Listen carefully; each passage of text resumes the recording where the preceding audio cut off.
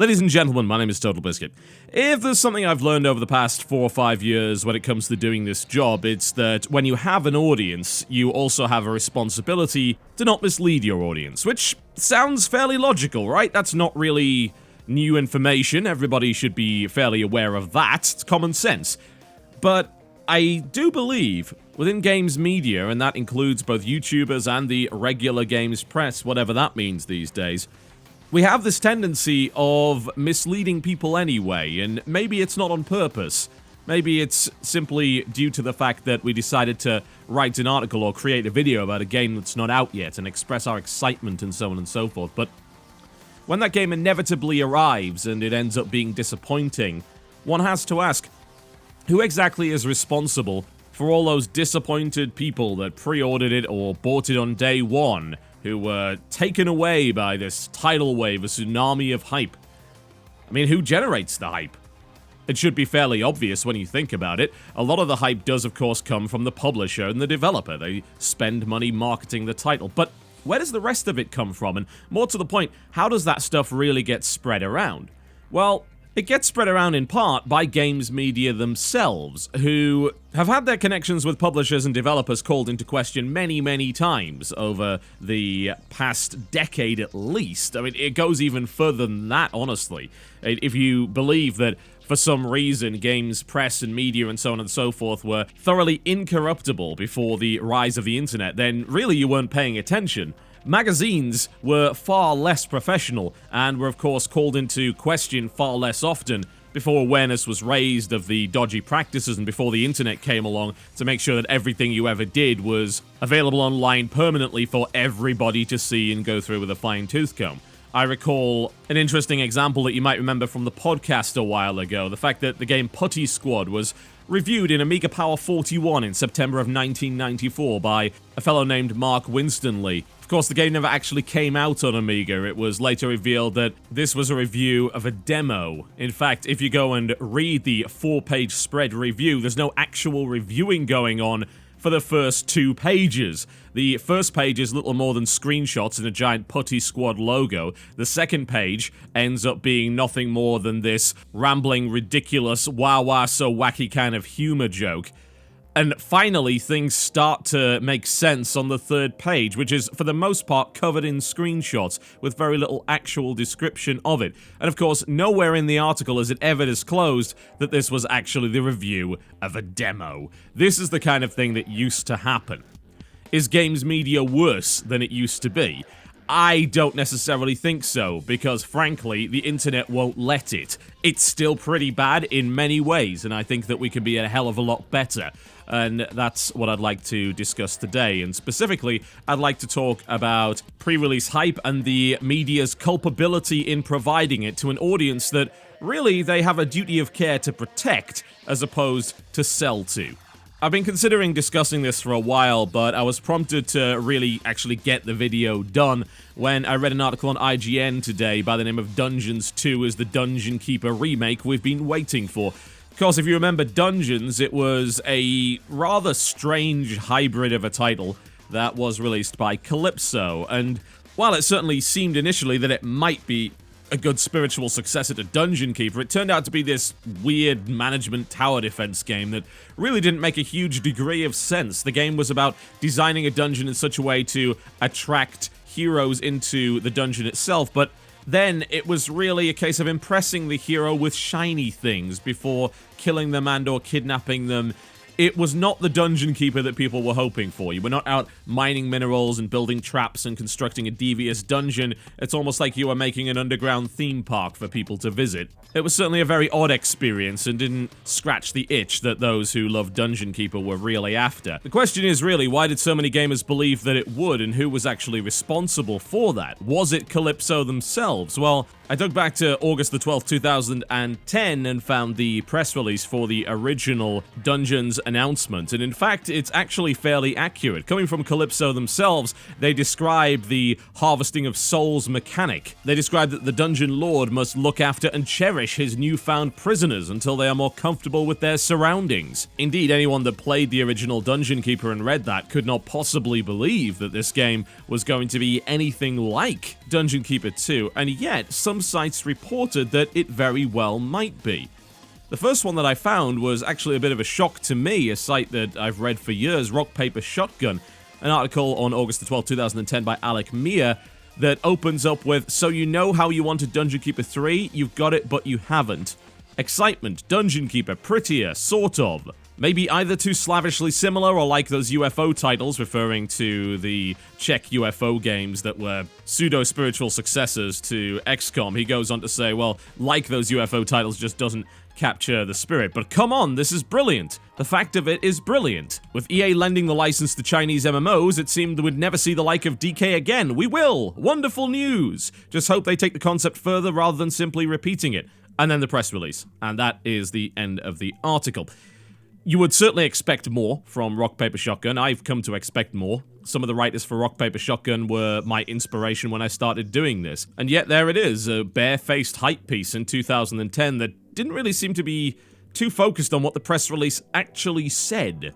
And they were hardly the only site to fall into this trap. While many sites did realize once the game came out that it in fact was not really anything like Dungeon Keeper, some sites continued to push the angle that Dungeons was a spiritual successor to the 90s classic Dungeon Keeper. Now, that sounds a little unlike me, doesn't it? That's because that's a quote from the bittech.net review of the title on the 8th of February 2011.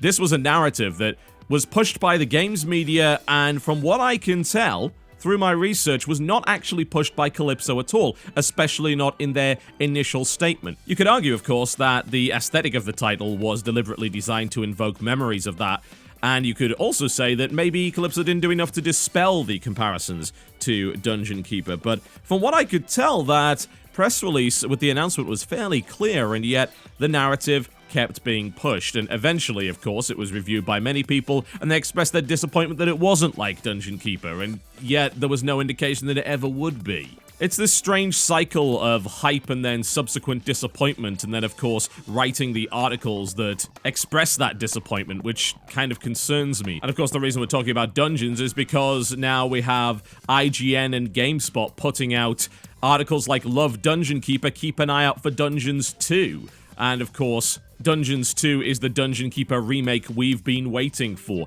I think it's the IGN article that I perhaps have more problems with. The GameSpot article is relatively short, it appears to stay relatively factual, and yet the IGN article appears to be a lengthy hype piece for the title. IGN's writer claims to have seen the game in action, saying that Dungeons 2 looks like it's the faithful spiritual successor to the Dungeon Keeper series we've been waiting 15 years for. He describes it as a faithful and comprehensive love letter to the franchise, and claims that recent attempts to revive the once popular Dungeon Keeper series and its ilk have been ill-fated, but never before have I been so confident that things could be about to change. He also goes on to say that, of course, the game will not feature microtransactions whatsoever, which nobody actually expected it to in the first place because, you know, it's a PC game and not designed for mobile devices. While I have no doubt that Dungeons 2 could end up being very good, and by the description of it, it certainly seems to be closer to the original Dungeon Keeper idea, the article is somewhat inaccurate, claiming that recent attempts to revive the once popular Dungeon Keeper series and its ilk have been ill-fated, whereas we really haven't had that many attempts at all. It's also worth pointing out that the actual spiritual successor, War for the Overworld, was certainly not ill-fated whatsoever and is chugging along quite nicely in early access and looking to be better and better. The article kind of rubs me the wrong way, and it's indicative of many articles that are written about games which are certainly nowhere near to actually being released yet. I took issue with an article that IGN wrote a while ago entitled "Why Lord of the Rings Fans Should Be Excited for Shadow of Mordor." This was written in February 2014, prior to them ever actually playing the game. the site has more than 20 articles focused on Shadow of Mordor, and it also gave one of its E3 awards to the title. We'll get onto awards in a moment, but let's look at this article, Why Lord of the Rings Fans Should Be Excited for Shadow of Mordor, and examine why it is that writing an article like that before you've actually played the game could be something of a problem. Incidentally, this was written by the same person that wrote the Dungeons 2 article, so make of that what you will. The article is actually I wouldn't even say a veiled interview, it's more of a veiled PR piece that came directly from Monolith themselves. The title is highly sensationalist, and yet the first paragraph presents it as a objective piece that's somewhat skeptical. The question now is whether Middle-earth Shadow of Mordor can continue such a lucrative trend, it claims, after saying that it had a well-received reveal, albeit with a few controversies. The next few paragraphs explain that Monolith is working with Middle-earth Enterprises to attempt to ensure that no inaccuracies slip by, and then huge chunks of quotes directly from Monolith themselves, with no real questions supposedly being asked by the author whatsoever. The statements merely being left to stand alone without any skepticism applied to them. The article caps off with a paragraph claiming that it's too soon to tell whether Middle-earth Shadow of Mordor is destined to be a failure or a triumph, before quickly clarifying that it's clear that Monolith is taking its responsibility to Tolkien's legacy very seriously, assembling a team of collaborators with proven track records in respectfully handling the author's material. Now, frankly, I don't think you can get away with saying that it's too soon to tell whether Middle-earth Shadow of Mordor is destined to be a failure or a triumph when you open up with the title Why Lord of the Rings Fans Should Be Excited for Shadow of Mordor, before giving a pulpit from which Monolith can preach about how great and accurate their game is going to be without any questions being asked as to whether or not that's really going to be the case.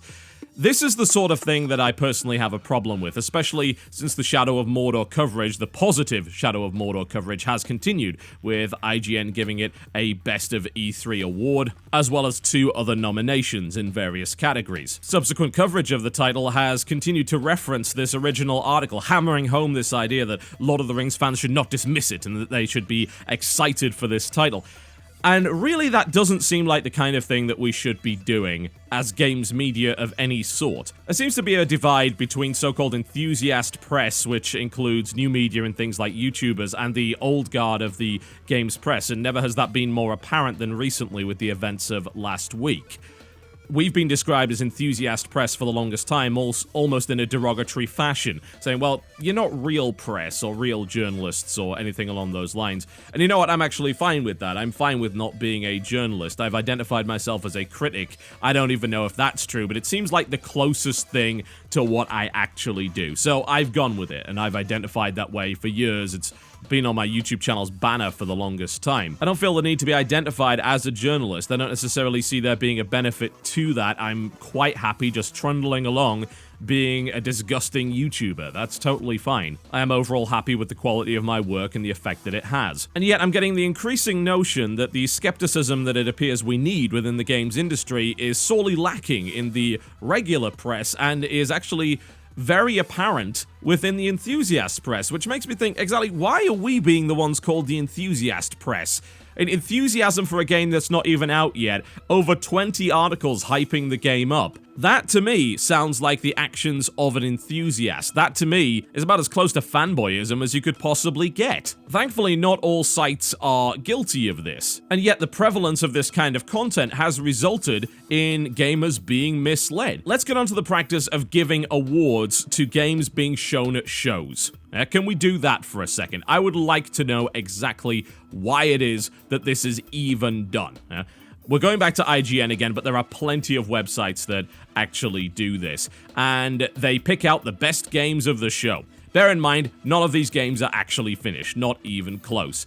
What were the winners of IGN's Games of the Show, you might ask? The game of the show was apparently Rainbow Six Siege, followed up by No Man's Sky, a game that nobody even seems to understand yet. I mean, no one's had significant hands-on time with No Man's Sky as of yet, and regardless, it's the runner-up for Game of the Show. In fact, they gave it the Best PlayStation 4 Game Award. Again, a game that no one has had hands-on time with. We have absolutely no idea if that game is going to be any good whatsoever, and yet it's been given awards already already. And what is the purpose of giving awards to unfinished games? I mean, not only are those awards effectively worthless in the grand scheme of things, but they're used by the marketing arm of these publishers to further push the idea that this game is going to be amazing. And frankly, that doesn't seem right to me. I can understand and get behind the idea of box quotes, yeah? Quotes from a review or a preview even, although it should be from a review rather than a preview. Regardless, we do see plenty of games companies using preview language as opposed to review language placed upon the box or the purchase page for a particular title. I've even had a few of my quotes from my WTF's first impressions used, and I didn't have a problem with that. I mean, I said those things. As long as they weren't taken out of context, then of course you can use them. But when it comes to awards that are spotted all over the place, I mean, they're even being used in trailers now. There are companies that are making trailers solely about how many awards their unfinished game received at E3. It seems to me that games media are actively engaging in hype culture and pushing pre-orders when really they should be doing the exact opposite of that. They should be providing as objective analysis as possible. I know it's not possible to be 100% objective. Everyone's going to have their biases. That's fine. But really, should sites like that actually be writing articles that say, you should be excited about this, instead of saying, well, here's some potential problems and let's be a bit cautious and, of course, read our review when it comes out and so on and so forth. Watch Dogs is a great example of a game that was massively overhyped by a huge number of websites. It was given Game of the Show for the vertical slice demo that turned out not to even be close to the actual game itself. And yet the hype train continued to be fed coal all the way up to its final destination, with the only things threatening to derail it being the accusations of a visual downgrade and skepticism from enthusiast press. Bit of a strange term, isn't it? Considering that a lot of these sites will vomit enthusiasm for almost anything as long as it has a big enough budget and a snazzy enough trailer, and yet the so-called enthusiast press that are viewed on a lower level to the professional games journalists seem to be able to provide a more detached and perhaps skeptical commentary on the whole issue, which to me seems like it would be far more useful to the consumer. And ultimately, is that not who we actually serve? I'd like to say that the games consumer is notoriously fickle and picky, but that's really not the case. If pre-order culture is anything to go by, the majority of games consumers are actually anything but that, and will accept the marketing which is sent their way and will happily throw down 60 or even more on a game that, frankly, they have not touched, and the only thing that they've seen is carefully crafted and plotted marketing material that, no doubt, was also disseminated by large gaming websites. Now, some of you might be saying, you know, it's unreasonable to bring up Watch Dogs because it was ultimately a pretty good game, although it didn't set the world on fire. And I would agree with that assessment. It is a pretty good game. But let's go back to something that wasn't. Aliens Colonial Marines. That's a game that ended up with award nominations from IGN, Game Trailers, 1UP, G4 Play, and many more besides. Here's some direct quotes that were actually used by Gearbox Software themselves. Aliens Colonial Marines is everything I'd want in an Aliens game. Kotaku. What we saw was enough to get us genuinely excited. The video game writers. Everything is here. The motion tracker makes the familiar and unsettling high-pitched whine when it picks up the xenomorphs, which made Pitchford yell, "They're in the room," and the pulse rifles sound exactly as they do in the movie. Ars Technica. Go grab your DVD of Aliens the Director's Cut if you have it. Fast forward to the point where the Marines have discovered that Burke has betrayed them and the xenomorphs cut the power. Remember the non-stop firefight that ensues, the frantic running, screaming, and trying to make every shot count. That's pretty much exactly how the demo of Colonial Marines feels. The Escapist. And of course, it even had an article on the Wall Street Journal Speakeasy blog. Fans will be happy that the first-person shooter has all the familiar elements from the movies. Now hold your bloody horses, TotalBiscuit, you might say, and of course you might be right in doing so.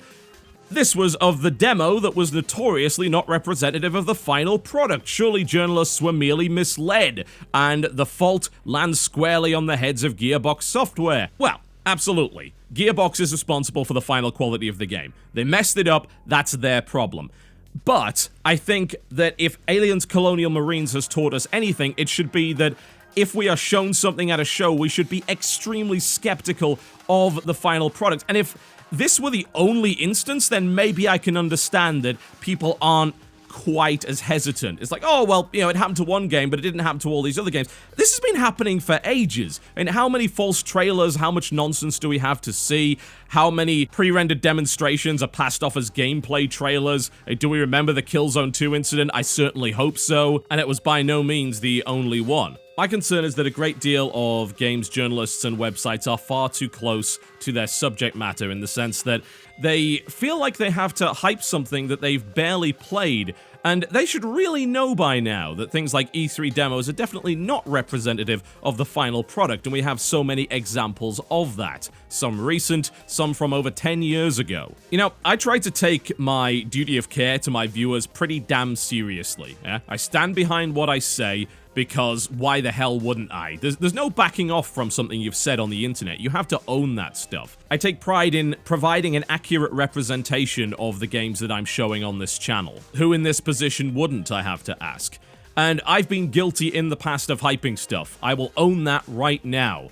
Various Kickstarters that I've supported, for instance. I really pushed the game Maya. I actually made a video entitled Maya, Dungeon Keeper Crossed with Theme Hospital on a Hostile Alien World Needs Your Support. That was on November the 24th, 2012. That was when I was very much on the Kickstarter bandwagon, that I was enamored by the very concept that these games that I thought I would never see the like of again were suddenly springing up as a result of crowd-funded consumer activism with no strings attached. I was just taken up by the whole thing. To me, it seemed incredible.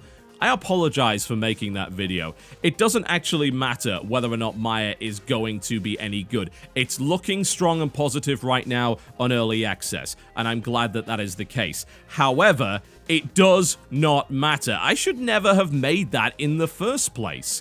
What business did I have telling my viewers to go and throw money at an unproven developer? That is ridiculously irresponsible. Aside from, at the time, being enamored by the ideas of Kickstarter, I think that there was just this obsession with kind of being a kingmaker and maybe getting caught up in my own rhetoric that I wanted to support great developers and make sure that the abandonware found on Home of the Underdogs was never going to happen again, that we wouldn't see these great games shoved to the wayside.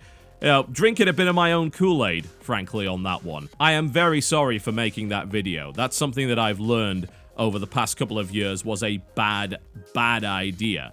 The skepticism of AAA titles is something that I've held for a long time because the evidence is very clear. There's massive precedent to be skeptical about those games and be extra skeptical about anything that's shown at shows like Gamescom or E3. But even in 2012, I was not immune to that hype and excitement, and I hope that I've learned, and I hope that I can provide a better service to all of you as a result of learning that particular lesson. I would like other games media sites or personalities on YouTube to try and also learn a few lessons. Hyping games like Watch Dogs, hyping games like Shadow of Mordor, Aliens, Colonial Marines, and all sorts of things like that is harmful. We've tried to build up a bond of trust with our viewers or readers or whatever it is that you happen to have. You do betray that trust when you make a piece which clearly hypes a title that you have not played anywhere near enough of the final version to fully understand. You do not have enough information to make that call. And more to the point, if you're writing hype articles prior to release, then you are enabling the culture of pre-orders, something which is being heavily pushed by publishers and developers the world over, and something which is, as I have said before, also harmful to gamers. It is anti-consumer in the worst possible way. It is expecting you to shell out money in order to get the complete experience based purely on faith. And that's really all it is. You don't have enough information to make that educated decision, do you? And yet, it still happens. I look at Steam right now, and of course, what do we see? Number 3, Borderlands the pre-sequel. Number 8, The Crew. Number 9, Sid Meier's Civilization Beyond Earth. Every week we see a new top pre-order title based on very little information enter the charts being pre-purchased at $60 for no real good reason. And who's pushing that? Well, who is it that's making the videos? Who is it that's writing the articles? To finish off, however, let's be frank, there's no way we could do a video on this without at least partially blaming the consumer. Only a little bit. Only a little bit. Don't worry, I don't hate my audience much, most of the time. Sometimes. Some of you are okay. Yeah, you're alright. Anyway, if there was no audience for this kind of content, then it wouldn't be written in the first place. Thousands upon thousands of comments, whether it be on videos or written articles on various websites. A self-perpetuating cycle of hype, pre-orders, and disappointment is, of course, enabled by the consumer, because they are the ones who are ultimately doing that. Does games media have a responsibility towards the consumer? Absolutely. But if these articles were not being read and consumed in vast quantities, then they wouldn't be being written in the first place. It is, of course, in the best interests of games media to continue to write this stuff because it gets hits, and that's really all that matters. Deliberately sensationalist titles end up on Reddit, end up being spread around forums. They make money, and we all need to make money. Can we do it by being skeptical, though? Can we do it by being responsible, by being honest, and by exhibiting a duty of care towards our viewers and readers?